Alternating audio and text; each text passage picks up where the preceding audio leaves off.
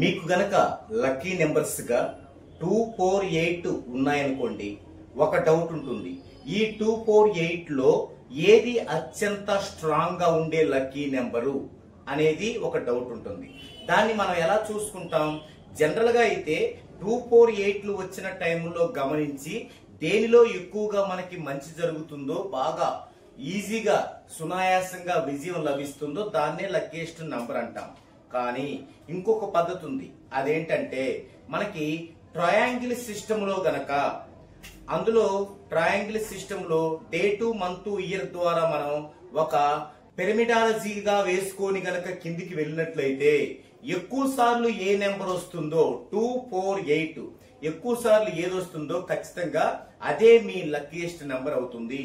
దాన్ని బట్టి పెద్ద పెద్ద మొత్తాల్లో మీరు ఇన్వెస్ట్మెంట్ చేయదలుచుకున్నప్పుడు ఆ యొక్క లక్కీ నెంబర్ తీసుకోవడం ద్వారా మీరు ఎక్కువ ప్రాఫిట్ ని పొందగలుగుతారు.